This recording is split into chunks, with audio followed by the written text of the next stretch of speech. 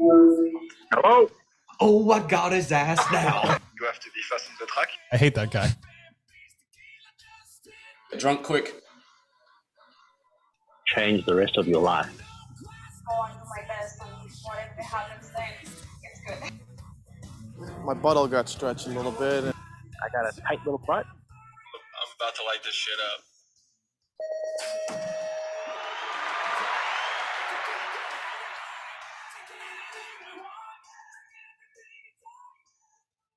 Coffee Chatter show number 122. Chatter Radio coming to you live on a Tuesday night on October 12th. I've been starting to say the date now, so. Oh yeah, we don't usually do that, do we? No, but I thought I'd start throwing it in there because if we ever do stuff and people, let's say, start listening to the show on random dates and they hear facts we say, maybe they don't realize what date is when we said it, you know what I mean? Yeah, October, what did they say? The 12th, 2021, show 122. What an interesting point of the year. We got Turkey coming up, Houston, and the USA BMX Grands. We're kind of in that fall push for the USA BMX title now. And by we, I mean BMX. I mean the BMX world in general. Yeah, I know what you mean. I feel like it's been weird. We've been in a little bit of like a lull time where there hasn't been much going on, but we still got a few bangers still coming up that we're kind of just waiting to happen. You know what I mean? Yeah, I agree. ProGate Europe, winning starts the Grey Gate. I'm calling it. Arthur Pillard's going to win his first World Cup on a ProGate Europe in Turkey. You're calling it now? Calling it. Absolutely love it. You know what? I absolutely love it. I think there's a good chance he could, and he's going to do it on a ProGate Europe. Everyone knows there's a reason why the World Series, our World Cups, they use a ProGate Europe. The best gates out there. They got grip in all conditions. Awesome gates. Awesome. The official gate supplier of the BMX Grand Prix. We need to start saying Grand Prix. BMX GPs. BMX GPs. They really are though. They're the shit. There's a reason why the world uses them. The Olympics use them. The World Cups use them. They're the best out there. Let's go, people. Come on. You know why it's called BMX Supercross? Because it's down a Supercross hill. Yeah, but do you know why it's named Supercross? Because it had to be. I don't know why. Because I think when Johan did it, he's like, it's like Super BMX, and he basically took Supercross from motocross. Okay. I mean, I don't totally hate it. I mean, that's what I've heard. I think because I asked them in Abbotsford in 2012. That's basically what they said. It'd be kind of interesting. Are you? Have you seen the news? Are you disappointed that that's being taken out of the name? Wait, what? What news? I haven't. You've missed some news, I think. How did I miss this? Where was this news? 15. Thankfully, our friends over at 15 BMX help us out and share this stuff like before I can even see it online anywhere else. When did they post this? Anyway, sorry, go on. One of the UCI changes news I brought to the table today to talk about was the name is now changed. So UCI BMX Supercross World Cups are now just UCI BMX World Cups. Wow, I don't know how I missed that post. I literally did not see it. It was at a weird time, weird day. I'll be honest with you. It got by me one of the times too. Okay, so, I don't know how I feel about that. It's been BMX Supercross for a long time. I kind of like the name. I liked it too. I'll be honest, I liked it. Yeah. I mean, they're still gonna have ProGate Europe, so let's finish this ProGate Europe ad and say thanks to ProGate Europe coming on board. Winning starts the Great Gate. We already finished that, but still. Yeah, like I don't know how I feel about it. I like that it's a different name because it's a different type of BMX than BMX racing, than normal BMX. No, I agree too. Yeah, it creates that different aspect. I think there was a reason for what they were doing, but I feel like they're doing this to start leaving the door open so that World Cups don't have to be on a Supercross track, and then people don't get confused. Like, why are they not on a Supercross track? That's my assumption. So what do we call a Supercross hill? We just call it the hill? Yeah, I don't know now. We're still going on Supercross hill. So we're having a World Cup off a Supercross hill. People are still going to say Supercross. And you have to say Supercross track too. You can't just say, it's a BMX track and you roll up and it's a Supercross track. You need a differentiation or whatever that word is. I agree. You need something to distinguish the two. Like, you can't just say both are a BMX track because they're not. No, they're different tracks. They're a world apart. I don't know. Yeah, they are a world apart, and I'm happy they're different. I think a lot of us like the difference. I don't know why they would want to trend away from calling them different things. I think that's cool. Having one known as the Supercross races is cool to me. Yeah. Why? Did they say why they changed the name? I'm trying to find this because I always get caught in this mental tornado when I say something like this. I start Mental panicking tornado. I'm providing false information. I'm pretty sure I'm not. I'm pretty damn certain I saw it somewhere. I'll keep looking for it, see if I can find it quickly. It's interesting. Yeah, to be honest, I don't like it because I think you need to be able to say, you need to something to differentiate BMX Supercross from regular BMX racing. And now we don't really have that. Granted, I'm sure people will still say it because it's so ingrained in the sport now to say like BMX Supercross Hill, Yeah. BMX Supercross Track, whatever. But yeah, they're different. We need to call them something different. Like motocross doesn't call their indoor Supercross just motocross. Like it's a world apart. It's the same Have a different name. It's the same concept. True. Yeah. I think that's the concept I like, and I think that's the concept we should stick to, is having like being similar to the motocross, Supercross. They have their differences. We have our differences. The 15 post says, starting in 2022, the UCI BMX Supercross World Cup will drop the word Supercross from the title, and will be known as UCI BMX Racing World Cup. Say it again. The name change is purely for clarity across. What is it? BMX Racing World Cup? The title will be known as the UCI BMX Racing World Cup. Oh, it's a tough name. The name change is purely for the clarity across disciplines in the UCI world. So, I mean, I guess it's because they're going to have freestyle events, so that's why they had the racing part. So it's not a freestyle World Cup, it's a racing World Cup. But it's like, I guess it would be a little bit of a mouthful if they had UCI BMX Supercross Racing World Cup. BMX Racing World Cup sounds like way too, what's the word? Like way too descriptive. Like you don't really need like, I guess BMX freestyle, we haven't really, because they haven't been around in the same realm per se, we haven't needed to differentiate freestyle from racing. But I guess I do see their point that you have to differentiate it. Yeah, I do too. Like the differentiation, yes. A racing, being called that, no thanks. I know it's like saying Supercross, baby, come on. It's like the Formula One racing GPs. Like it just sounds a bit not great. No, and I feel like I also do feel like BMX freestyle has always been called BMX freestyle, but maybe that's. Yeah, maybe they think. I don't know. Maybe they think saying BMX freestyle is a bit dumb too. Maybe they'd probably just call it BMX and then BMX racing.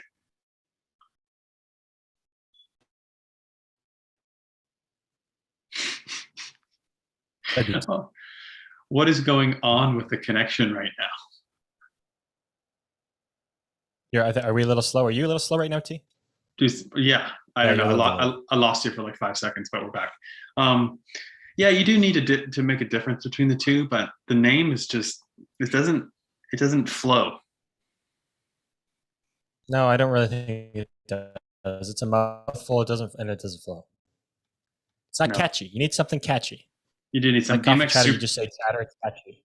BMX Supercross World Cup was really catchy. So, well, that's a little too bad. A bit of an end of an era, but I can see why they're doing it. It's fair. Do UCI changes that's going on? Sorry, you cut out. What'd you say? Do we want to just do you want to just hammer out the other two UCI changes in the world of BMX right now? Well, the other one I was going to bring up was at the end of this year, and I knew about it, but I totally forgot about it. Like, you know how you posted the show as 122, and I posted 1 deuce deuce, and then Tugas, who's 1 deuce deuce, career number 122, said he's going to have it to the end of the year and then lose it, and it reminded me that all the career numbers are resetting. I had kind of forgotten about that. It's crazy, hey? It's a weird thing. It is a weird thing, and I once again, like, I don't know, like I don't really love it because everyone's had their career numbers for so long. Like you shouldn't have to restart it. Like, you know? Yeah, I know exactly what you mean. I think there should be like a, what's it called? A seniority rule. Yeah. Looking for there should be. Or if you're a top rider and you've had your career number for fucking 10 years or 8 years, like it shouldn't get reset. Yeah, it should be that grandfathered in is what I was trying to think. Yeah, like Your career number should be grandfathered in. If you've already been on the circuit for a number of years, or just you have a career number already, you should just get to keep it. And then the rule should be in place for anybody else, I think. Like Yeah. coming into elite, like once you're into that grouping, you get your career number. like for instance, Connor has a lower world ranking right now because he didn't do any World Cups. So you mean to tell me that Connor's going to be like 20th and 30th in line to pick number 11 so someone can take it before him? Like, are you kidding? Yeah, that's okay. So we need to, yeah, that's insane. Somebody could technically take his number. Yeah, because he's like not the highest ranked person right now because he hasn't done any World Cups. So there's I don't know what he's ranked, but there's going to be a good handful of riders ahead of him to pick. And so someone could quite easily pick 11. Granted, probably no one will, but some people might just not give a fuck and do it, which I guess it's not that cool. Like Connor shouldn't lose 11, like Joris shouldn't lose 33. Those kinds of guys, you know, they shouldn't have to repick their career number. It's dumb. They shouldn't have to be worried about losing their number. No. That's the thing. Like I do think you're right there. I would hope there's enough respect in our sport for other riders that you're not going to snag somebody's number that's built their career on their number. You're not building a career on your number, but building it with your number. And Yeah. you would hope that there's enough respect for people to understand that. Like you're not going to take somebody's number. But the fact that they're even up for grabs is just weird. I just don't like that. I think it's really short-sighted too, because all of us have branded ourselves through a career number. It's in all of our Instagram names, T949, James or JSP 66 or James Palmer 66. Like we've all done that. So I don't agree. Yeah, I don't think the top riders right now should have to reclaim them. I think it's wrong. I think it's pretty short-sighted to make people have to do that. Like I understand why they're doing it, but there needs to be shouldn't be so black and white. Whereas just anyone get a career number and then all of a sudden they all reset. It's not the best. I don't think it's the best way to do it. Like I think the top 50 should still keep theirs and then maybe reset the other ones or something. Yeah. It's weird. Like I honestly don't really know and understand or agree with like the fact that people shouldn't even have career numbers, like that there should only be the top 50 that get a career number. Like to me, that's weird. Like I guess there's a ease for the UCI not to have the career numbers. Like it makes it easier for them. But that's one of the cool things in our sports is having career numbers. And like in motocross, we're going to keep going back to that, I guess, is like there's a system in place for them to always have a career number. And it's not like I don't know what the ruling is, but I feel dumb now because they might have like a limit of like say like top 100 guys. Yeah, it's actually I was going to say it's harder in motocross. I think you either have to like win a title or you have to have a certain amount of like points. Yeah, you do. So it's hard to get one, I think. Yeah. It's just the fact that people who have had a career number can now lose it is weird. It's wrong. That part I really don't agree with. Yeah. But what's the problem to begin with career numbers? Like why? I don't know what the problem is to begin with why are they resetting them anyway? No, I'm not really sure. I thought it had something to do with it was just getting so crazy that like they always had to check on people to make sure they had the right number.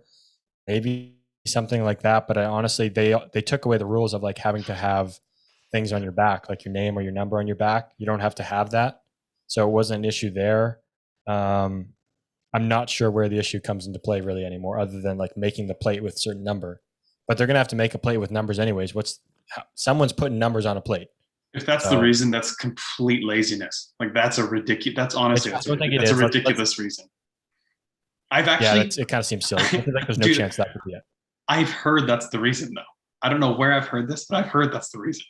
So they're just gonna like the thing is though, they have to assign a number to somebody anyways. It's like not like they're just throwing numbers and be like, okay, take this one, take this one, take this one. It's like they put numbers on a plate and say, okay, this number is assigned to this person. So just do the opposite. Just do, okay, this person has this number. It's like it's not, it's that part is it makes no difference.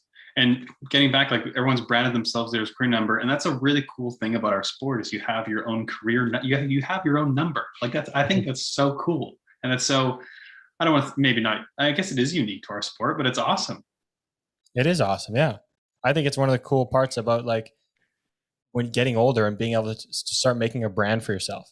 That's what we all want to or try to do it now with social media, trying to get sponsors. You want to brand yourself, and I know the number has nothing to do with branding or getting sponsors as a brand, but you create a brand for yourself that other people recognize. So you are a little more well-known when people see that number so that it does help your your name, your recognition, so that more people know you, more sponsors maybe want to sign you.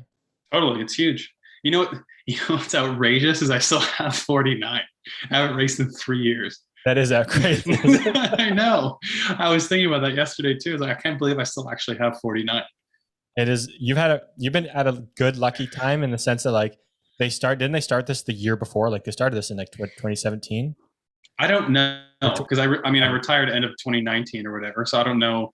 I think at that point they had announced it was going to continue on until after the Tokyo, but then Tokyo got pushed a year. So then I'm still 49. You just got to have it for another extra year. But here's the thing now, though. When they go up for grabs, is somebody going to take 49?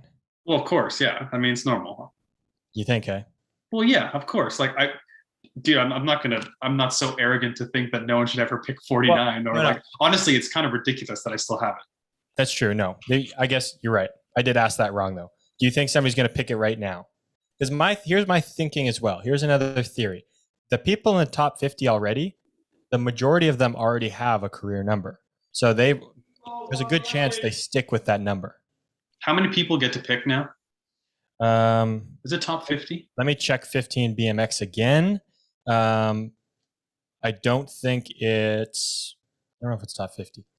I would think someone would pick it. I mean, it's a cool number and it's a double-digit number. Double-digit numbers are the way to go because they're more recognizable. Mm-hmm. So yeah, I would think someone would have it, and I hope someone picks it, and I hope they're fast. Like I've said many times, I hope it's a really good rider, which chances are it will be because it's limited now.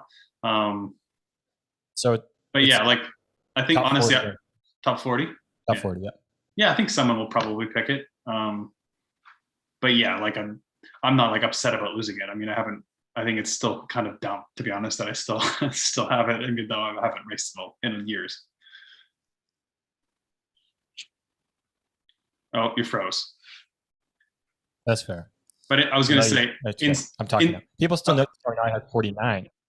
Yeah, I was going to say it's still going to be branded with me with my I've just had it for 10 years now, or 10 plus years. That it's still going to be like I'll probably still be known as number 49. Yep. But yeah, I gotta say that it'll be a bit weird seeing someone else with 49 for the first time. Yeah, I will. Yeah, it really will. Right? It'll be different. Yeah, it'll be kind of weird seeing someone else with 49, but it'll be kind of cool passing the torch. Who in the triple digits do you think? Like, let me give you some examples. That do you think will pick a double digit versus their triple? This one I don't think we have to worry about. But Mariana, will she? Do you think she'll take a double over 100? I think she'll retire. Okay, I kind of thought so too, but I also think she wouldn't. She'd stay with 100. Maybe she won't retire, but if she does keep racing, I think she just picks this. I mean, why would you pick a different number? Yeah, exactly. That's kind of what I was thinking in my head. Laura, well, do you think she stays with 110? I mean, yeah, I think of all the riders, like if you can, I think the vast majority of them will stick with the same. Okay. I think the ones who don't will probably be the ones who maybe been in the elite class like not that long and are still like haven't yet really like connected with a number or something like that. But I think everyone else, like, why would you, like, you're so used to the same number. I think you just stick with it. Yeah. Do you get to pick? Who? What?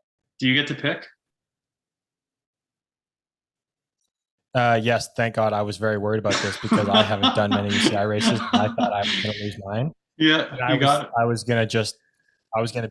going to lose my shit if I had to continue racing without my number. I was going to absolutely lose my mind. So, I would have quit. I would have quit. I would have showed up to races, got a different number plate, and just left because I'd be like, "This is the wrong number. Sorry, I can't race." Are we going to lace someone up on the show if they pick 66 ahead of you? We're banning them. They are banished from chatter. If somebody has the audacity, I will do everything in my rightful mind to make their life just an absolute living hell on social media if they decide to pick it over. I will not rest until their life is ruined. I will not rest until I retire or until that number is not theirs anymore. I would be furious. You want to hear furious. You want to hear a not so fun? You want to hear a not so fun fact about career number changes, and people may not care about this. For instance, most people, or a lot of BMXers that have career numbers that are established or verified on Instagram or Twitter, and if you change your handle, you lose your check mark. Oh, that's a good point. Yeah. So, I mean, it's not the end of the world, but it's something to consider in today's day and age. Like, you don't really want to lose your verification. Who's verified with their number that would switch? I don't know if there's anybody. Well, I mean, like, I don't know.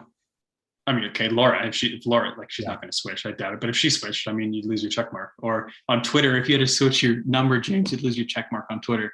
Oh yeah, that's okay. Yeah, I would choose switch mine. I haven't got mine on Instagram, so screw them. You're just number 94 now, and James still going by James Butler 66. That was so funny. Sean in the comments is like, we will riot if Palm Dog loses his number. Yeah, we will. We're gonna. We will start a social media fucking avalanche if someone picks your number. Bring down the walls of Jericho on their ass. We will. You know, if Instagram crashed, we will bring that app down. We will shut it down. Absolutely shut the app down if that happens. Nobody gets Instagram if that happens. There will literally be no social media. James loses 66. Oh no, we're the whole thing, everything, podcast included. Like if I'm going down, we're taking the entire thing. We riot. We riot. Who do you think's most likely to take it? I bet there's going to be some younger pro in like his early 20s who just won't really think it's a big deal and it'll just take your number. Probably somebody who, yeah, they'd be younger, probably wouldn't give a shit about me or wouldn't really know me and would just think they're a cool number. And they probably had it before, so like, oh, I'll pick it again. But yeah, probably something like that. It wouldn't be anybody like even myself. Someone else. I feel like no one's going to take a number that's well established with somebody else. Like I said, I would assume there's respect in the sport for that. I know I wouldn't personally. Like, I wouldn't take like an 11 or something. Like No, if I couldn't pick 66, and let's say I had to pick a top 50 number, I'd find the number that literally means the least to like anybody. Dude, if your 66 gets taken, take 49. Yeah. If somebody has the audacity to take my number, I'm going to take your number because then I can keep the train rolling. Dude, that'd be fucking awesome. It's JSP 49.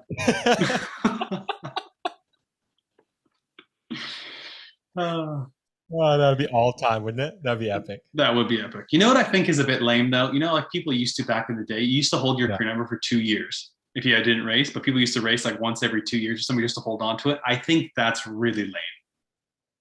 I get that, yeah. You think like if you're going to be done and you haven't raced 2 years, like it's just kind of done? Like you should have to have a certain amount of points or what? I think if you're done, like you shouldn't be taking a number from someone that can use it. Like I think that's dumb. I think it's really tacky. Yes. You froze. Yeah. No, I agree. Like I think So did you. Yeah, like if you're we don't know whose Wi-Fi it is, and I could put blame on it. Yeah, like if you're not racing, you shouldn't have a career number. No, you should just be retired or done. Yeah, exactly. Yeah, let's move on. Yeah. We can go on to a Sylvain social media check-in. Thought this one was pretty cool. Let's see, the French boys are in the French military. They're training right now with the France military in France. I think that's cool. That is a pretty interesting gig they have where they do that every few years or so, go do that for a couple of weeks. And that's part of their job as part of the military. They must go through some wild training. By the sounds of it, they do. Like they get to do some serious stuff. Dude, it looks fun. Like I bet it's hard and whatever, but it looks fun. Like you get to shoot guns and be with the boys. And I don't know, I think Sylvain likes it. I think so. I mean, it kind of looks like it's completely different from BMX, and you're just getting a random cool life experience by getting in there, getting your hands dirty with whatever they're doing. They were like scaling a mountain, like a 50-foot cliff, like just going with a rope down the mountain. Like that's crazy. That's so cool. God, I want to shoot one of those. Yeah, I want to shoot one of those guns so bad, dude. Okay, that'd be pretty sick to be able to shoot them. Dude, seriously. I'm not like a big gun person. I don't think either of us are. Haven't shot many in my life. My dad got into it a little bit. He's got a couple, and we went out shooting one day and just like at targets, and holy shit, like the I don't know, the feeling you get through your body when one of those things like explodes is like Really? it's crazy. Yeah, Like, I've and only those are just like casual guns that probably used in the army or like would just use every day, like in a war. Like those things would be going off constantly. And just one shot of that was like sent shivers down my spine. It was nuts. Yeah, like my uncle has a couple guns. He's on a farm. I don't know what he has. They're nothing like crazy or whatever. And I shot him 5 or 6 years ago, whatever. But I'd love to shoot like some heavy duty guns. It'd be so fun to shoot. Yeah, they would. Yeah. We are just all over the map with Frozen. I'm going to cut that part out. Yeah, it would be really cool to shoot. Like that would be an experience that I'd love to have. It's interesting in a lot of European countries, they have to do mandatory military training and everything. We don't have to do that in Canada. No, thankfully not. I mean, do you really think you'd want to? Like, I'm pretty thankful we don't. No, I'm thankful we don't. I'm thankful we don't. Yeah, if I was getting paid extra money, I mean, it would be good to do. I think they do get paid for it. Like, I know the French guys do. Like, they're part of that group. Like, that's part of their job. I know there's like they do that in like Belgium, I think too. Some of them. Yeah. I mean, good gig to have. Scary if the world ever goes to shit and they have to join the war. Oh, then what? Like, okay, I didn't really realize this was going to happen, guys. Like, this is not actually what I signed up for. Like, I actually signed up to just do this to get some money. I'm sorry, I can't actually do this. This wasn't in the brochure. this wasn't what I signed up for. Oh boy, this isn't where I parked my car. I mean, I'm thankful. I'm very thankful for the people who are in the military, but yeah, that's not for me. No, thank you. We wouldn't do too hot in that stuff. Can you imagine both of us in there? Oh my goodness. Oh gosh, that'd be terrible. Dude, I couldn't. It gives me anxiety just thinking about it. Like I couldn't even imagine. You ever play like airsoft or paintball back in the day? Like I was a scaredy cat. I was hiding. I'm just sticking my hand above like a safety barrier, just shooting everywhere. Yeah, that'd be something. A couple of race previews coming up. Houston and Turkey. So I don't have is Houston or Turkey, are they the same date? Great question. This is something we should really know, and I should look up as we're talking. I know Houston's next week. I can't remember if Turkey's the following week. I think it may be the following week. Oh no, yeah, it's the following week. Yeah. The team's leaving this Sunday. So let's get into Turkey first, I guess, because that's the last World Cup of the year. So what are we thinking for rider count? You know what? I think there's still a lot of Euros that want to race and are excited to go and stuff. Just because of COVID last year, not racing as much, that kind of thing. I think we're still going to see, I don't know, let's say 80 to 100. What's my window I'm allowed to say? I'm going with 80 to 100 guys, I'd say. Yeah, I would say that's fair because it's not that far from Europe, really. I think it's a fairly straightforward trip. Mm-hmm. It's obviously not as many as we're used to, but that's always to be expected. So if I would be more shocked. I mean, let's look at it this way. After the Olympics, the other years we had in 2012, we had less than 60. Yeah, there was like 40 something. It was not many. In 2016, there was 80 something, I think. Where was 2016? Oh, I just drew a blank. Oh, Sarasota. Rockville, Sarasota, yeah. Yeah, how many were there? I don't even remember. No, there had to have been more than 60 or 64 because there was still qualification motos. Yeah, which I think there was like between 80 and 100 there. I'm going to say that, which is a pretty big window. And that also had the 2 races back to back, which kind of helped, I think, in the case of the numbers with people going to a race that late in the season. So I think that 2 weekends of Turkey back to back weekends is going to help. I think we'll see around 80 to 100 people. Yeah, I think there'll be a pretty good turnout. I don't think there'll be many from North America going. But not as many, no. I wouldn't say so either, especially with Grands being close by. Like, yeah. So I was trying to find, before the show, the overall World Cup standings. Dude, I couldn't even find them online. Where are they? This is a great question, and one that I'm struggling with too, because BMX Results doesn't have. Yeah. They have the stats updated on the stats of stuff, but they don't have the World Cup results anymore, unfortunately. And I don't know where to find them either. UCI site is very complicated right now. So what happened to BMXResults.com? Couldn't tell you. I don't even know who runs that. I don't know either, but I know the last year it's not like it's not up, basically. It must. I don't know. It's kind of like they update everyone's. We really need. It would be really nice to know who runs this. I think watch it be Pete or something. Somebody's gonna be laughing at us, being like they know they run it, and we're just like a couple idiots here that have no idea. I don't understand. Like, what happened to it? I don't know. I couldn't tell you. They have everything from like 2020. By the looks of it, I haven't clicked on anything, but they have everything for 2020. They have the stats updated from after the Worlds this year, 2021. But the events, you can't get the 2021 events. No, you can't. No. Yeah, it's a bit disappointing because, like, how are we supposed to really follow it when we can't even look up the results and we know where to look for, or the standings? I don't even know what the standings are for the World Cup title. I've tried looking on the UCI website. I also couldn't find it. Like, this is something we need to know and find out so we can hype up. This is where we struggle in our sport. Like, why can't we see the standings to the biggest series in our sport? This needs to be hyped up. The standings need to be hyped up. We have 2 weekends where our World Cup champion is going to be crowned, and there's a lot of racing before that happens. And there's going to be shuffling and all these points going everywhere. People need to know. And all of a sudden, it's just going to be like, oh, so-and-so won the title. It's going to be an Instagram post, and then people are going to forget a week later. Like, what's happening here? The most we're going to see is the person that has the red plate. They're probably going to post a picture of their red plate when they get the plate at the World Cup, which is great. So we know who's the leader. But then we need to know as fans, like, we want to know who's second, third, fourth, and how many points behind. And is there a chance that they get passed if they do well, or past the person first if they do well? Yeah, let's see a little preview show too. Let's see a little preview episode. Like a little sit down preview. Yeah, wouldn't that be cool? That would be sick. That would be sick. That would be sick. Like, this is where we need the pre-race presser to have the little chat with them, talk about the series, what they plan to do, if they're willing to make any crazy moves, the random BS questions that people probably know the answers to, but it's fun to ask them. It seems like ever since COVID hit, the World Cups are kind of a little all over the yard. Yeah. In terms of like coverage points, kind of, you know what I mean? Mm-hmm. Just seems, I don't know. It just seems different. I agree. We're missing something. Yeah. It's missing something. I mean, we're missing bmx-results.com. We need that website back up pronto. It's not good when we only have one source to find what we're looking for, and that one source is down. It's pretty unreal on that website. You could go back to like Chula 2011 and see how fast your third round lap time was.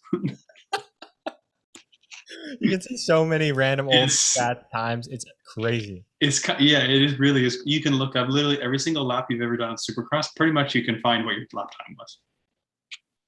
Yeah, which is nuts. Awesome. Nuts. It's honestly, it's such a cool website. Yeah, it still is. It's like having like BMX videos. Yeah. Kimmins that do it. Yeah, the Kimmins do it. Yeah, and you know what's really cool? The BMX results is that they still have on there. They have like all-time list, which is really cool. That is sick.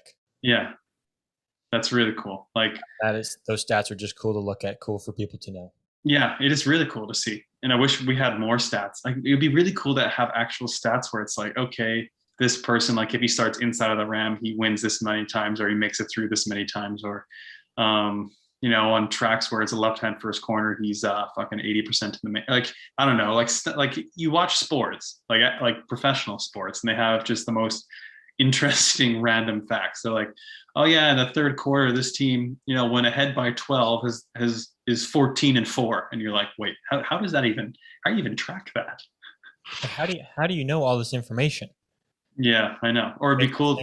Yeah, it'd be cool to know that kind of stuff a bit more. That would be hard stuff to track. I mean, obviously you need to start somewhere, and it needs to be started to be able to start tracking those, to have those numbers. But yeah, for our sport, I feel like that's something that's I don't know, back down at the bottom of the box of stuff we need to pick out first and do. I think you'd need a whole you need a whole stats department. That's like all they do is all day is like is crunch numbers. Yeah, you have to crunch a lot of numbers to get all that stuff too. Yeah, I was thinking about this too.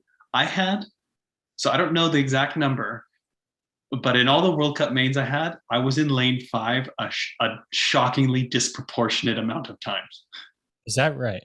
Like I'm talking, I don't know if it's like 75%, but it's close.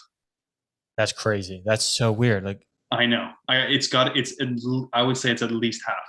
is it something like was 5 left over at the end, or was it like No, I think it's because you took as whatever you could get?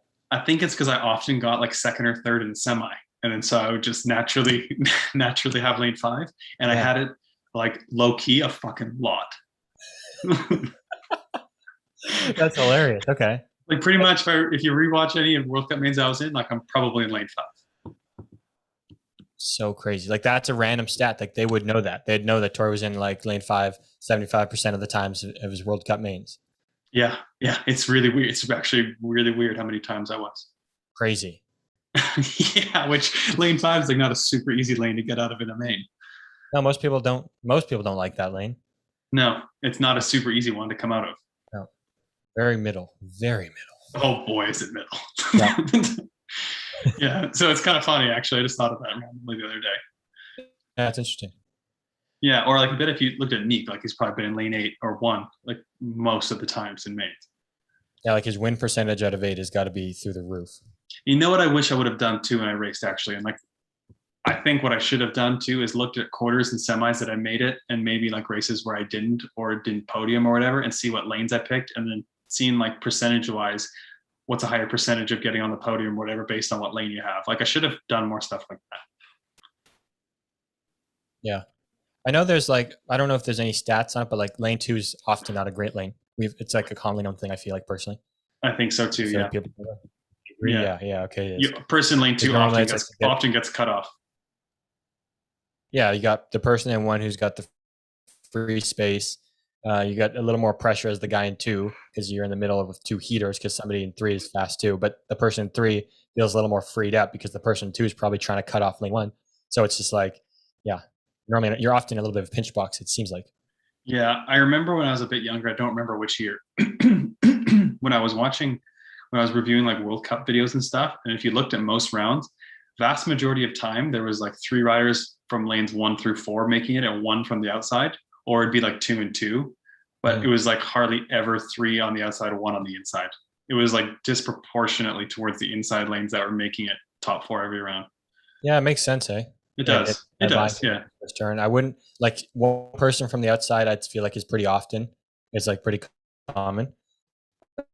Yeah, two. As soon as you get to 2 people on the outside, less common. 3 is going to be slim to none, I feel like. Although it is probably skewed too, because generally the fastest riders are picking inside lanes too. So there are the better riders on the inside. So that is a factor as well. But I think more often than not, you will generally see the inside lanes do better. It'd be cool. I'd be interested to know the stats at different tracks too. If so, like at Papendal, how many people make it out on the outside 4 lanes compared to somewhere like Zolder? Like what track are we seeing, or Argentina? What track are we seeing more people have success out of the outside versus the inside? Yeah, or have percentages even for like lanes 1 through 3 or middle lanes or like 6, 7, 8, and then you could pick more based on statistics. Yeah. It can make picking a little more interesting, a little more fun. Like you have to, you can kind of throw the odds, throw the numbers out there, and see, like, be a little more analytical about what you're picking, being based off like all the stats that if we had, it'd be fun to use. Yeah, and when I was racing, I was like, I would have been like, oh fuck, it doesn't matter, who cares? Just race. But now looking back, like, or analyzing it. Yeah, and analyzing it now, it'd be a good way to go about it. Yeah, it'd make it interesting. That's for sure. I bet there are people that do it. Like, I wouldn't be surprised. I'm sure people do that stuff. It kind of depends on what your pick is, or when your pick is, or how you're feeling that day too. That's what I think. True, but then too, if you know, like, okay, like I got a 70% chance if I go in lane 3 of getting the top 4 statistically over my race history and stuff, you could add some confidence. Like, okay, even if I don't get a great start, I mean, I still got a better than not chance of making out of 3 than 6. That's a really good point too. Like having a little bit of being a little more calm, knowing that what you picked is like statistically better. So just don't be worried about it, kind of thing. Instead of maybe getting you second guess yourself a little bit. It's like if you know the stats, you'd be like, well, I just picked the statistic best lane for me. Yeah, exactly. Like, because often we'll pick a lane and we'll just go with it. But after racing, we're like, oh, maybe I should have picked like 7 or 3 or whatever. Yeah. But at the like, I always viewed it like you go with your gut at the time, what you feel is the best decision. Like hindsight's 2020. We have no way of knowing how the race is going to play out. So you just got to go with it and do your best. But it could possibly free you up or give you peace of mind knowing like, yeah, I literally have made like the most, what's the word? Like the smartest decision possible. Yeah, for sure. Yeah. Yeah. It'll be interesting. Yeah. Houston coming up next weekend, brand new track. Not really. Didn't they redo it? No, they're redoing Rock Hill right now. Oh, they redid Houston too. They're not changed that much of it. I guess they changed the second straight compared to the last race they had back in 2020. Yeah, but yeah, you're right. It's not that different. That's fair. That's a change. We need a huge applause for the change going on in Rock Hill. I mean, just come on. Bravo. But I'll be honest. There's things I'm not. I'm seeing that can't say I'm stoked about. The first jump still looks the same. Yeah. The first jump is still that tabletop, that uphill tabletop. So what else? Gotta yeah, that should be forked. But what else don't you like about it? The jump into the first turn. It looks like a mellow step up, step down. Going to be very basic. Pull on double manual or like manual. Very basic. They've kept the second straight great, I think, by the looks of it. I mean, maybe a little small, but good. Third straight looks big and deeper. So the third straight from the photo, is there a roller out of the turn or is it just into the double? I think it's just into the double. They just raise the ground up. So you go like jump, manual. No, you probably. Oh yeah, it's interesting. Actually. Jump pump. Yeah, probably right. And then you'd go jump over the big one, and then double manual. Yeah, I mean, a little more technical. Still looks a little, I don't know, not like the most intriguing third straight, but looks better. Better, yeah. And then much better last straight too. Just like normal rhythm section, yeah. Yeah, so much better than, I mean, I felt the last straight when it got to that tabletop, it was just like you tap that step up and we just pump our way out of there. I'm fine with that last straight, no problem. Yeah. What I would actually like to see is on the third straight, you know how it goes triple and then step up into the last corner? That section, make it just a rhythm section where like there's a couple different lines rather than just go double manual by the looks of it. Yeah, when you throw a jump at the end of a straightaway like that, I feel like it kind of kills the straight. You know what I mean? Like it cuts the option short, and you have to end your rhythm section because then you just have the same. You have to have a jump into the turn. Like you have to have a clear space before that. It becomes kind of not a rhythm section. Yeah, agreed. Yeah, but overall, looks better. Looks to be improved. Be interested to see how it rides. I'm a little disappointed the second straight's not different. Like the second straight's cool, but it would be good to have it different too. Either way, them doing a rebuild, like you gotta love it. Gotta be happy to see it. Anything that's different, that's a change. We're just happy people over here. We are just happy people. I guess they don't have a race for a while, but it'll be cool next time they do. Yeah, it's true. Interesting to see. I'm sure they'll have a USA race there next year. Yeah, for sure. We don't know the World Cup's next year either, do we yet? No, I don't think so. I don't think we do either. I feel like there's some rumor mills going around about some stuff, but I can't remember what they were. Like I can't remember where they were, so I have no idea. Yeah, I'm not sure either. So they're not public. 15 posted about them. They did or didn't? No, they would. They would. Oh, they will. Yeah, they will. Did you do true and false? Do you have some written down? I have some true and false written down, so we can do that. Let's just quickly give a shout out to motosheets.com. Guys, we've talked about them before. We're going to keep talking about them again. If you have a track, you want to have a good setup there for race scoring, for timing around your track, so you can get good practice sessions in, good training. Okay, motosheets.com. They're your people to go to for all that kind of stuff. They have an app. You got to go check out their app. You can get the Sports List Lite app. That's their motosheets.com app. Go check them out. Go get set up with some timing, some scoring systems, all made easy for you by our friends at motosheets.com. Yep, motosheets.com. Are you ready to get to the game? The Martin Jaspers true or false segment.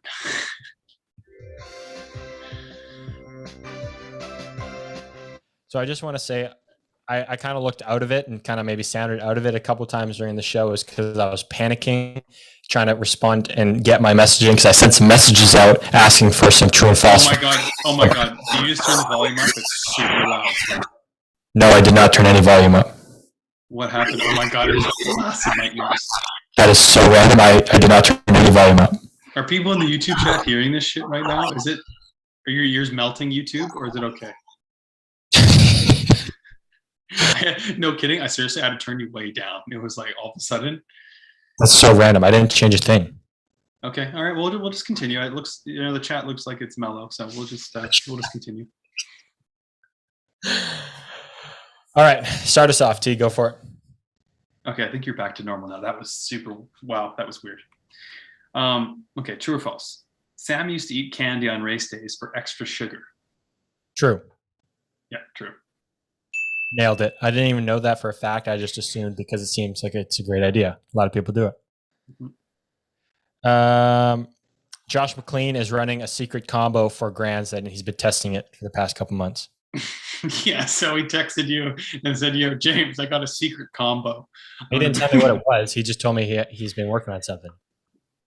False. Yeah. All right, true or false? Japan used to have a track that cost thousands of dollars a day to open, so they'd only open it once a month.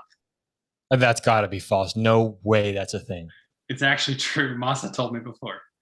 He was on some it was a long time. It was like 10 years, longer. I was like amateur. I can't remember where it was, but it was on some really expensive site or something. It cost thousands of dollars to open, so they literally opened once a month. That's crazy to me. Yes, it crazy is. to think about. Yes, it is. Yeah. All right, next one for me. From Cam Larson. Not from Cam Larson, about Cam Larson. He switches between looking at the lights and listening to the beeps depending on what gate he's in. True. It is false. I thought it was false, but I was like, it might be true. Cam was one of the ones I've been messing with trying to get him, and he wanted me to guess them first. I was like, Cam, I don't have time to guess. I need your answers for these things right now. All right, true or false? When I was a kid, I used to pee my pants at races because I got so nervous. Ooh, I feel like I knew this one and I should know this one. That's true. It's false. I used to throw up. Oh. Thought I had it. Okay. Molly wears the same socks at all the big races that she used to race when she was younger at the big races then, because they're her lucky socks. True. Made that one up. Gotcha. Molly seems like she would do that. I could see Molly having like a lucky thing that she just has to have her lucky socks on. I used to have my time trial socks. You had time trial socks? I had time trial socks. What were your time trial socks? They were black. They were black socks with like a lime green oak, like a Oakley up the side. Oh, okay. I know which one you're talking about. I used to wear those socks, and I used to wear flow yellow gloves on time trial day. Then I'd wear just black, and then I'd wear my race day socks with like my Canada gloves. Yeah, okay. I usually go flow yellow, I think, always for time trial. That's a good combo. Yeah, it's a good combo. I like it. Yeah. Good kit. Mm-hmm. All right, true or false? Tyler Brown is planning on flattening Chula Vista and redoing the whole track besides the turns. Oh, that is a toughie. You dirty dog. That is a good one. Okay, he's had the track there for a while. They probably want to do track changes to the Supercross maybe too. So I'm going to go true because he just built the other track too. True. False. That was a good one. That was a great one. That run really could have been true. That was a good one. I don't see that track is so caked in with the soil tack from the years of slurry and tack on it. That thing would be so hard to dig up. You need an absolute jackhammer to get through to this point. I think it's concrete. I mean, there could be just a worldwide climate fucking crisis thing going on where we just get wiped out and that there'd be cockroaches and that track still left to stand. Yeah. Apparently I blew somebody else's ears out too. I don't know what just happened, but you literally blew out I don't know. I didn't change any of the volume on the thing. I must have just yelled or something. It went up like 3 times the volume.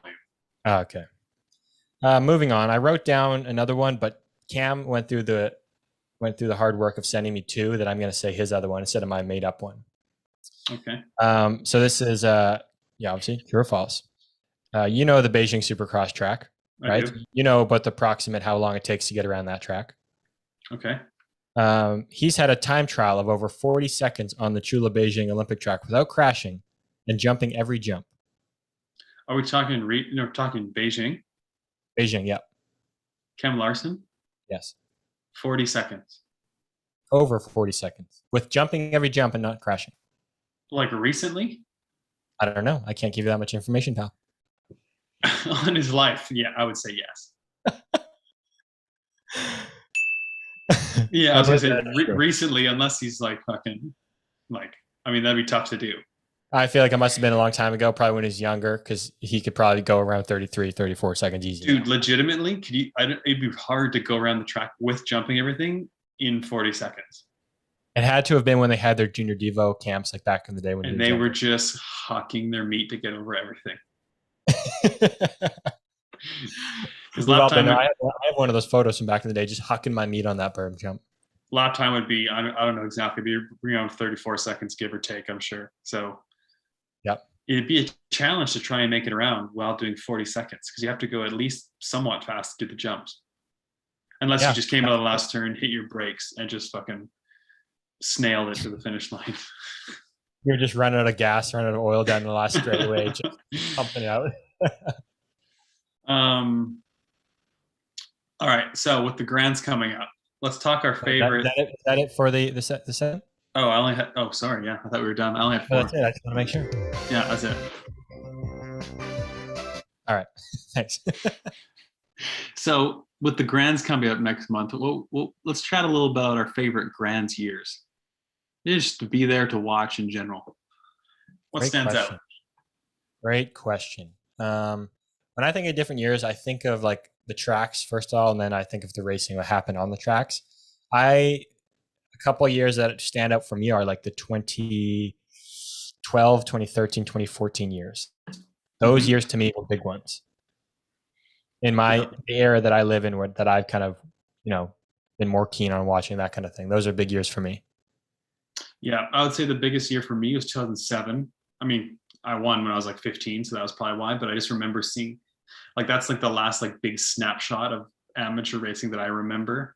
Just because I was 15, like Nick was still racing amateur. That was his last year, I think, racing amateur. Second to last year, yeah, second to last year. But anyway, I remember that year for like amateur racing, and then 2012 was a cool. For some reason, I think 2012 was a cool one. 2012 was what I believe was a really cool one. That was the year with the kind of the berm jump coming back on the third straight, was it not? Yeah, the berm jump for into the last turn. Yeah, there's 2 pro sections, one on the second straight and third straight. It was kind of cool. Yeah, that was pretty sick to me because that third straight or the second straight was awesome for the amateurs, a good section for the pros, and even the pros were going both sides, if I remember correctly. Weren't they going both sides on the second straight as well? Double A, we had to ride the pro section, I believe. Okay. For some reason, I had an image of like Connor or Sam or someone just coming up on the outside on the other section. But no, you're right. They would have only had to ride the pro section. Yeah. And Sam waxed the pro title that year too at the Grands. He was hauling ass, was he not? Yes, he was. It was him and Willers that were up for that title. Yeah, and Sam was fast as fuck. That last turn was kind of sucky, I remember, for the pros though, because it was only the pros only rode that turn. So it's not like he got packed in very well like the rest of the track would with all the kids and the amateurs riding it. And then there's just kind of that one blue groove line around the turn. You know, it was a cool year too. It was 2017. The track was crap. It was a super short first straight, impossible from the outside. But that's the first year Connor won. He was super fast. Oh yeah, Joris almost blasted him on the second turn too. Yeah, Connor was like Connor was next level that weekend. He was really good. It's crazy that there's years where the title contender really stands out and at those races, and the champion. Sorry, not the title contender, the champion of the series. They usually stand out those years at the Grands because it takes that race still to become the champion. Like I think of, I want to. Is it 2016? I know it couldn't have been. It must have been 2015.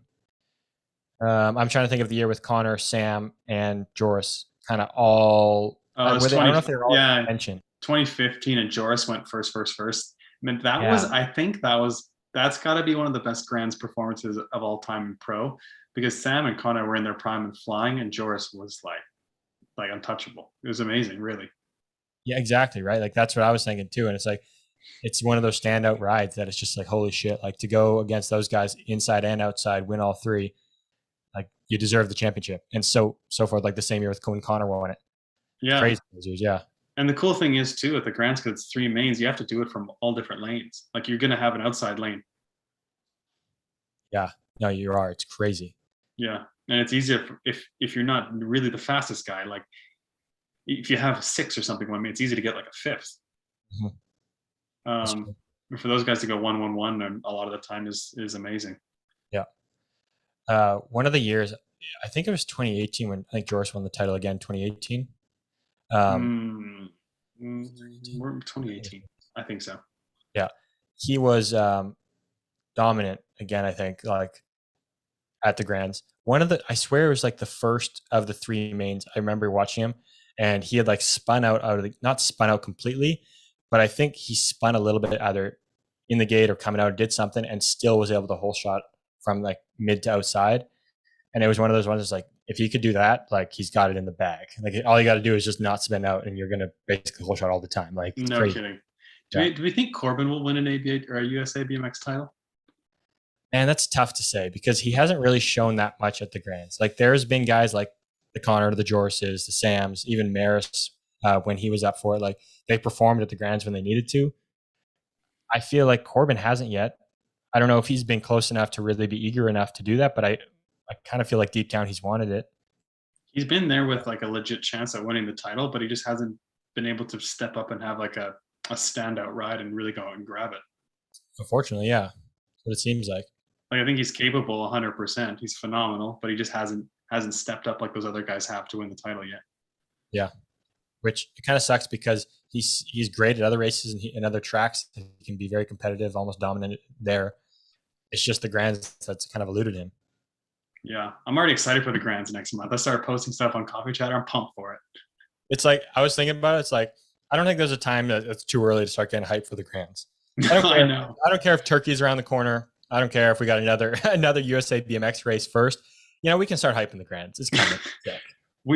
I think November we should just do it big on Chatter with Grands hype. We need to start Grands. We need to get a running tally of the points. Get that posted. Get them all up there. And we're gonna have a big Chatter month. I will say there's been a lot of people messaging me about the live show at the Grands. Really? Hey, I've had a lot of people mention it to me. Yeah. Like a live show, like a live show. Yeah. So I think we're gonna need to set something up because honestly, yeah, a lot of people messaged me about it. So I think it could be really fun. Okay, our sound system's already pretty janky enough. I don't know where we'd ever do a live show in that building. It's gonna be tough. It's gonna be a tough one. We need to do it. Here's what would need to happen. We would need to do it under the Answer Squared rig, Claiborne rig, obviously. We would need to somehow connect our system up to speakers and then do it like a little set up some chairs and maybe have a little audience there. I'll be honest, T. I don't know if I have the capabilities of handling all that. In which like you mean like being in front of an audience and talking like that would be something hard. You mean the logistics setup or like the public speaking or like the speaking in front of people setup? Speaking in front of people setup.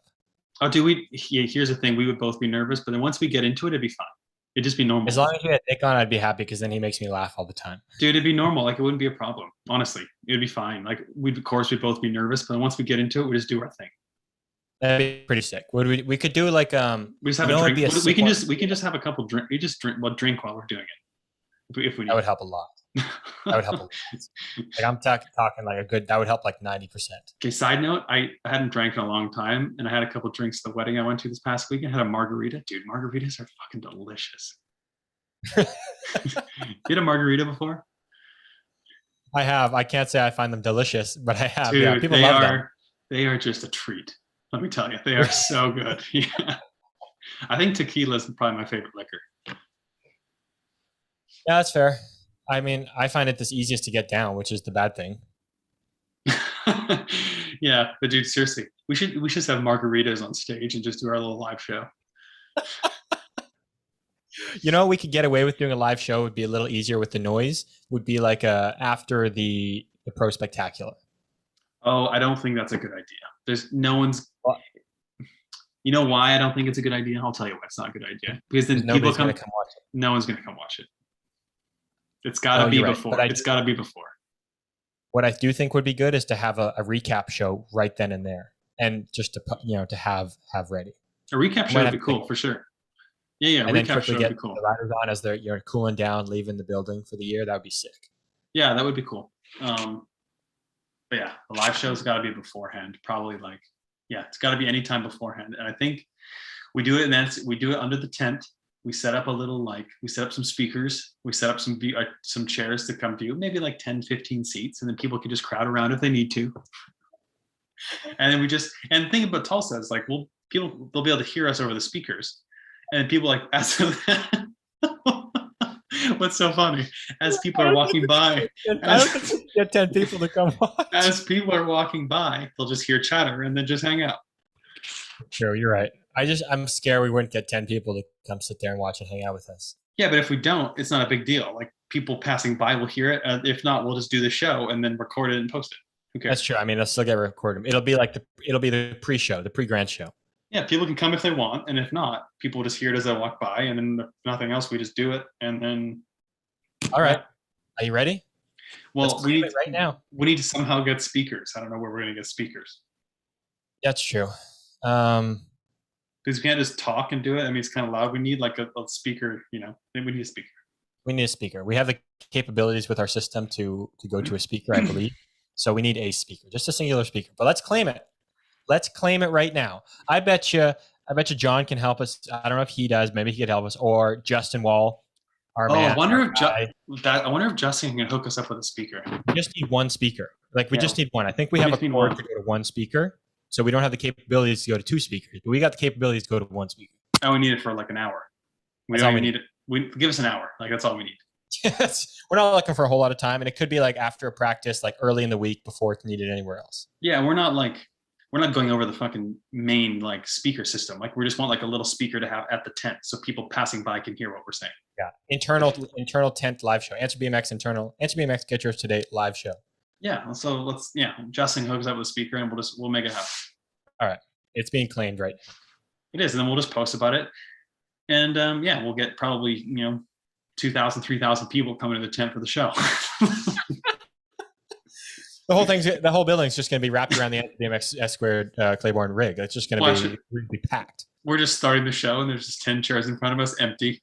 There's just no one. And then people passing by are like, "What the fuck are these? What are these guys? What are they doing?" The amount of people. We need some signage, pal. Nobody's going to know. We need some signs. We need some well-known, people to spread this word, because it's not going to. We don't need to go in the Tulsa newspaper. We'll just post about it on social. Okay. I mean, how else does everything get spread these days? It's all Instagram. I know that's how things get, but people are still going to walk by and just not know what's going on. Well, yeah, of course. Not everyone there knows what coffee chatter is, but a vast majority of the people in Tulsa will indeed know what coffee chatter is. All right. The vast majority of people in Tulsa will know what coffee chatter is. I agree. I'm on your side. I agree. I'm going to need you to hype me up and get me, That's saying they might not want to come waste an hour of their day and listen to the show, but some people will drop by and say hi, probably, I'm assuming. Okay. And I said, worst case, we just do it by ourselves and post it like normal. Okay. That's fair. What's the over-under on 5 people? I'll take the under. So you mean to tell me we're not getting 5 to 6 people at some point? No, I would say people outside. So I don't mean to sit for the whole thing, but you don't think 5 people will just look at us as they walk by? No, I agree. I think 5 people will stop by, will look at us, have a watch, maybe ask a question, maybe we can answer a question or two, tell a story or two, stuff like that. Who am I kidding? No one's coming. You had me. I was just jumping on board. No. Hopefully we'll get some chatties. I mean, people have asked about it. We'll get some chatties. Yeah. From Aiden Arnoldy, You guys know if Sylvain Andre is coming to the Grands? I'm not sure, but I wouldn't be surprised. I was actually just thinking about that, to be honest. I'm not sure if he is, but I agree. I wouldn't be surprised. Can they travel to the US from Europe? I think you have to probably get the exemption. I don't know. I have no idea. Ooh, yeah. I mean, I don't even know if they're allowed at this point. Well, I don't know. I don't know. Yeah. All right. And All right. by the way, we've got two people in the chat talking about the live show. Thunder Midgets, they said, funnest thing you can do there. So they did it last year. We need to do one. Okay. Tim's in there. He'd come with his girls for the entire show if he was going. So people are willing to come hang out. Yeah, it's gonna be fucking big. And then next year we rent out a stadium and do it then. Yep. Maybe Justin, get us on the night show. Maybe we do a show at the night show. Oh, it'd be all time. I gotta quickly just have a rant. We need to get rid of the orange surfaces. I'm just gonna throw it out there. The slurry surfaces that are orange, I enjoy the slurry. I'm okay with the slurry surfaces. I think it's great. Change the color. The orange is terrible. It's so flat, you can't see shit. The colors need to be changed. I'm very thankful that Rock Hill is looking like it's a different color. I don't know if it's going to stay that way. I don't know if that's just a top coat that they're going to, coat over. But we need to get rid of the orange. I'm going to throw that out there. I hate it. I can't see shit. I don't think we can just get rid of it because in Florida, I think it's a color. It's red clay is the dirt they have there. Yeah, we'll change it. I don't know what you need to do, but it's just brutal. Trying to see Change those your orange soil.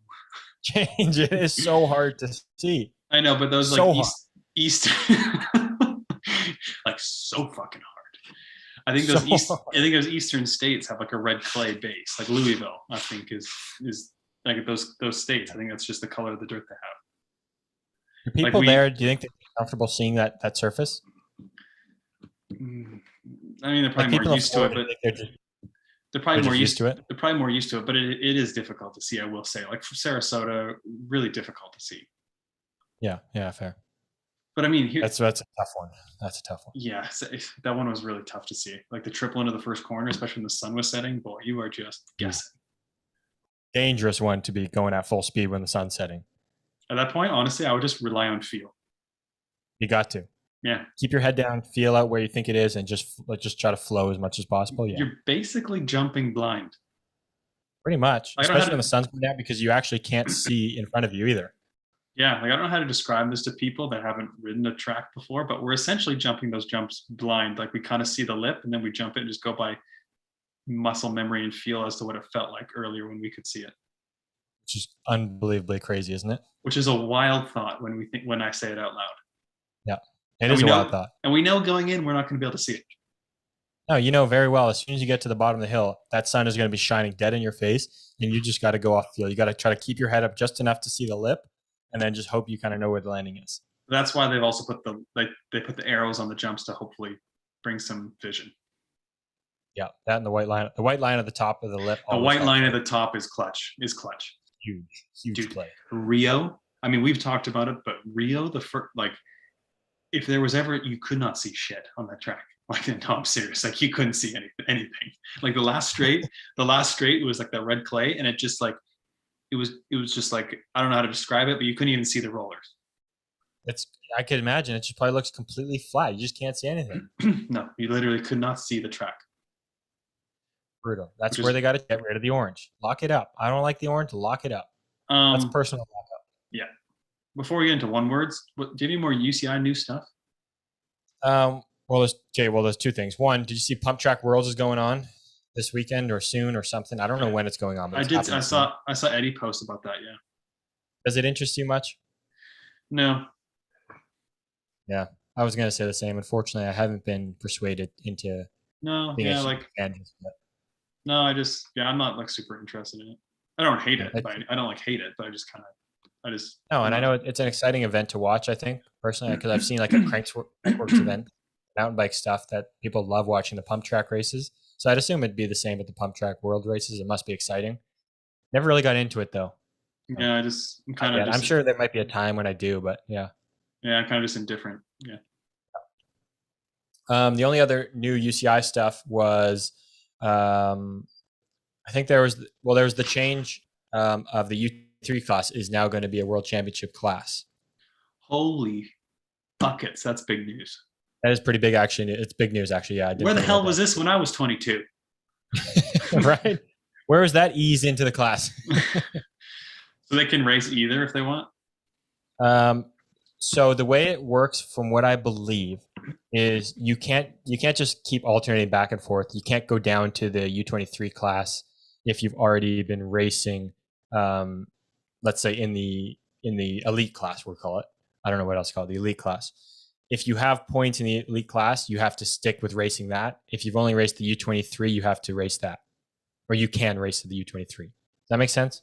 I think if you're under 23, you stay in that class and just milk that class dry. Would you? I don't know, would I per se, but like, I mean, if you have a chance to be a U23 world champion, like sponsor wise and everything, it's probably pretty big. Yeah. I mean, I think if you're fast enough to just be cleaning up all the time, it'd be cool to obviously get that world title, just get a jersey. If it hasn't, I haven't been persuaded to like it just yet, but if it's a rainbow jersey, it's a rainbow jersey. If you can win that, go for it. You know what I mean? I completely agree. I think you 100% do it and win as much as you can, win the rainbow jersey if you can, or medal, and just win as many World Cups like that as you can. 100%. Okay. I was going to say, but once you've won a world title, like, do you think it's worth just going into the elite class and trying to win an elite one? I don't know, but I guess not. I think it should be mandatory to move up after you win it. Yeah. Okay. You like after you win it, you have to move up? I think it should be. It probably isn't, but it should be. Oh. Interesting. I think if you've proven it, really. Yeah, I think if you've proven it, you can win at U23. I think you should have to move up. Interesting. Okay. Yeah, that would kind of make some excitement to me, because then you know that the guy who wins that title has to move up. It's not. You can only ever win one of them. Yeah, no, it's not going to happen, but I think that'd be cool. Yeah. But wow, what a big opportunity for the younger riders. Molly Simpson is going to win the U23 at some point at World Championships. Calling it. Yeah, I agree. Molly Simpson is going to be U23 world champion. World champion next year. How old is she now? Tuesday, October 12th. She's going to be the U23 World Championship next year. How old is she? She's going to be 20 or 21 next year. Probably 20. Yeah, she'll win it the next couple of years some point. Yeah. But someone like her, like do you think she'll race U23? I guess so. I think so. But then in terms of race U23 at the World Cups too, she can't race it at the World Cups. Yeah, but then in terms of Olympic qualifying, I would assume you don't get points for U23. So now for Olympic qualifying, you know how the top 3 riders of your country got the points? Yeah. Before you could be junior and still get the points. Now you can be U23 and get those points. Is the same amount of points? Is the same amount of points for like a win that it is in the elite class, or how's the points breakdown with U23 compared to elite? Way less points. I can't remember if it's over half less, but it's at least half less. I think it's much less points. Okay, that's fair. I was about to rant hard if it was going to be the same amount. Yeah. So it says previously the junior class riders could gather points, but for the upcoming Olympic qualification cycle, it will be a nation's 3 best elite and under 23 riders who will be in the points chase. Okay. So in terms of we got to start paying attention to this U23 class. So in terms of, but for instance, if we use Molly as an example, even though she'll be within the U23 window for a few years, she'll probably like go up even before she turns 24 when the Olympic qualifying starts, because that would be in her best interest to do that for the Olympics. You'd think, right? Yeah, I would have to agree. Yeah, it wouldn't make any sense for her to stay U23. And at that point, if we could try and go to the Olympics, who gives a shit about U23? Just do what she can for the next O show. Yeah, I agree. Yeah. Have they said when the Olympic points will start for Paris? No, but I would assume it would be 2023. No, 2022. 2 years out. Year out. Yeah, you're right. You probably assume that. Yeah. When was it? When is the last one again? Gosh, I don't remember now. I think it was after 2018. Mr. Point guy. Yeah, I think it was the 2 years leading to Tokyo, wasn't it? Yeah, I think after the Worlds in 2018. Yeah, wasn't it after Baku it started? I think so. Yeah. Yeah, but then they change it for this. Oh no, never mind. Yeah, so you think it perhaps it'd be even next year at the earliest. At the earliest, yeah. Hmm. One more change with the World Championships that came in that same kind of outing is that they will not be doing the 3 moto qualification format for the Worlds. They'll go to the World Cup format where they just do the 1 round elimination with an LCQ and then just straight knockouts. Yeah, I'm into that. That seems normal. Keep it the same as the World Cups. It's fine. Yeah, I'm into that. So you get your lane choice based off world ranking. I guess First so, round. yeah. Yeah, okay. First Yeah, round, I guess. I think it's fair enough. Yep. So when's time trial coming back? So when's that news article going to come out that time trials are back? I will spit out my coffee and get in my gear. Let's go. We will shut things down in the party. Let's go. All right, I want to end with some one words. Yeah, let's do it. I'm pretty flogged right now. Yeah, let's do it. Want to just rotate back and forth each one? Yep. All right, Yep. Tulsa, Oklahoma. I just think of the big barn. Mm. I know it's not a big red barn. I think of the barn. I just call it the barn, the stadium. That's all I think of. When someone says Tulsa, that's all I can think of is BMX Grand's the barn. I think of the dusty smell inside. It's got a unique smell and taste to it. You know, it's got, It does. It's as weird as that sounds. It's true. you can feel it in your mouth. It's weird. I know. Yeah. Cracker Barrel. Fucking love the Barrel. I mean, it is just a delicious, wholesome restaurant. Go to, but I can't remember the last time I went there. It is. I can't wait to go there. We're going there. Yep. Los Angeles. I think Fantasyland. I think it sounds amazing, but I've never been to LA and been like, I like this place. Dude, the traffic is something. It's just an absolute joke, isn't it? You know what's a wild stat is that the same amount of people in California live in all of Canada. That's just an unbelievably wild stat. Canada is an enormous country, and California isn't a very big place. No. It's crazy. Yeah, it's shocking. That's one of those shocking stats that you can't really put into perspective. It's hard to grasp your head around that fact. Seriously, though, yeah. Vancouver. Home. Yeah, it is. Yeah, Vancouver. And Vancouver. Vancouver's it's so beautiful. It is beautiful in the summer, but your next one that you're going to tell. Rain. Vancouver. Rain's a shit ton here. Dude, the rain is brutal. Yeah. Justin Posey. Corporate Poe. I miss corporate. I haven't seen him at the races. He's been doing too much corporate stuff, I think. Dude, I love Poe. He's just such a nice guy. Him and his mom are just such nice people. All right, where are they from exactly? They're not. Would you consider them to be from? They're from Carolina. Okay, Carolinas. Yeah, okay. I can't remember off the top of my head if they're from North or South. He's a Carolina Panthers fan. That's all I know. Yeah. But for the life of me, I can't remember if they're from North or South Carolina. Okay. But yeah, one of the Carolinas. Okay. Good guy, Miss Poe. I know. My turn or your turn? I don't even remember at this point. It's your turn. John Sawyer. Just great guy, great boss, good friend, always a laugh. Loyal, great one. Yeah. The boss man.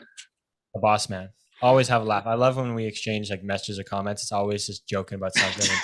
You'll just every time. Dude, I fucking love when he just texts us out of the blue something funny, and I just burst out laughing and looking at my phone.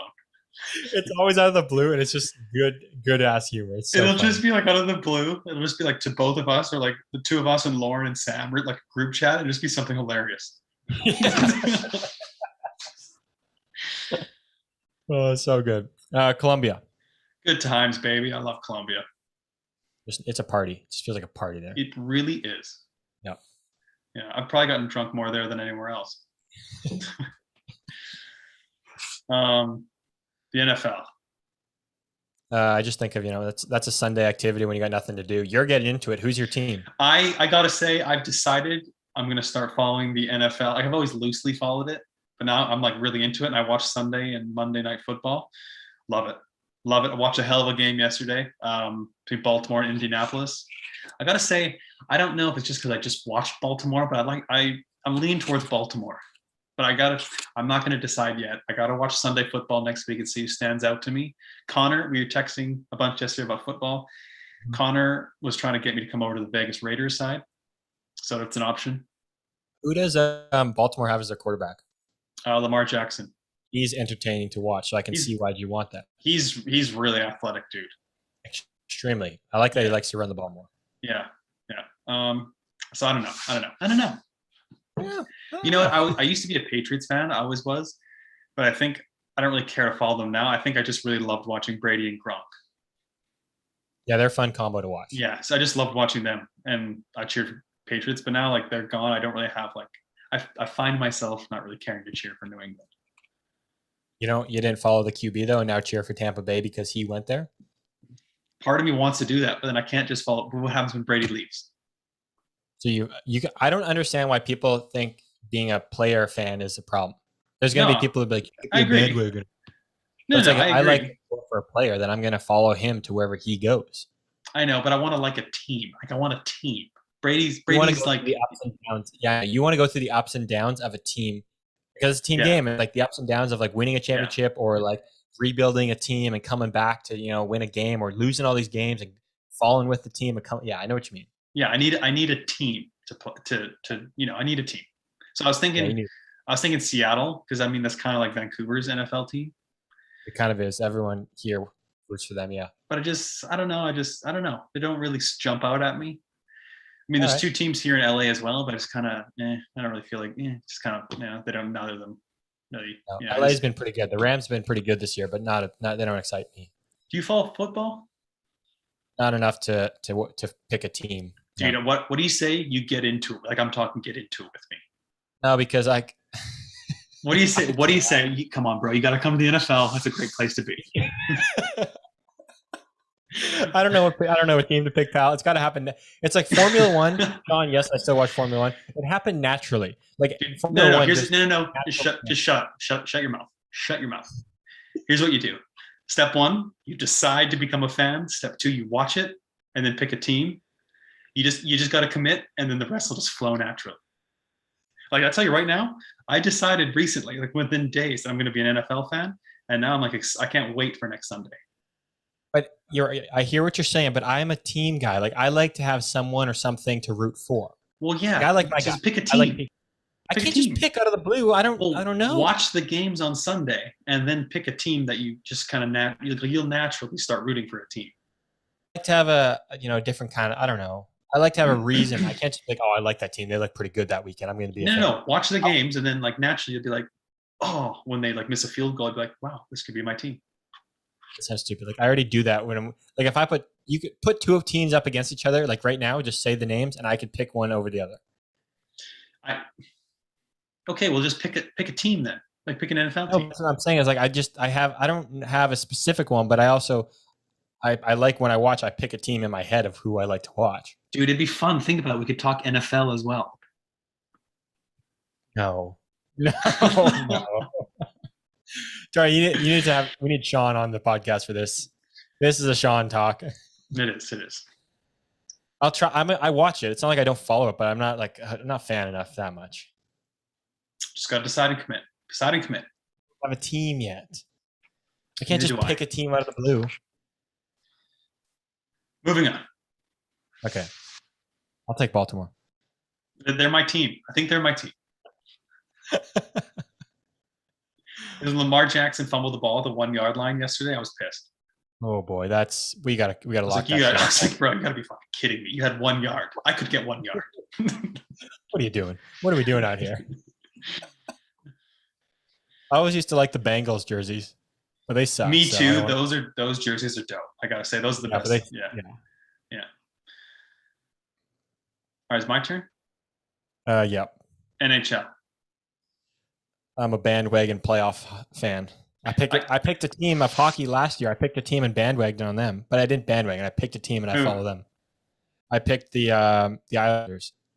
They're good. They might win this. They have a good chance of winning this year. They're entertaining, and I like the Borelli hype from Barstool guys. And I've always been a Canucks fan, obviously. Yep. I haven't followed it that closely, like last fucking 8 years probably. But I decided I'm going to start following it again. But I'm always a Canucks fan. Yeah, for sure. Yeah. Have to be from here. Speaking of the Canucks, I know it's the next thing. Vancouver Canucks.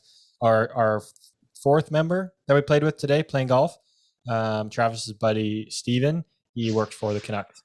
Doing what? Something to do with the prize giving things at the stadium. I thought he was gonna be like stick taper. Stick to that. Be sick, wouldn't it? Just, That would be he's sick. a stick tape guy. English Premier League. Used to be more of a fan. I don't really watch soccer anymore these days. I used to be a big Man U fan, as many people are. Yeah, I think soccer's boring to watch, to be honest. Yeah, I went to the Whitecaps game the other week, and it's just not for me. There was a huge penalty kick save in extra time, and it got me excited. But other than that, there was no excitement for me, really. Yeah, I went and watched the Canadian national women's team play in Vancouver. I think I've gone a couple times, and I like that just because I knew I was friends with some of the women on the team, so that was fun. But like, I wouldn't just normally watch it. Yeah, once again, I need someone or more of a reason to cheer for them. Yeah. I'm glad this one landed on you. T-Mobile. Love it. Nationwide. Lemons.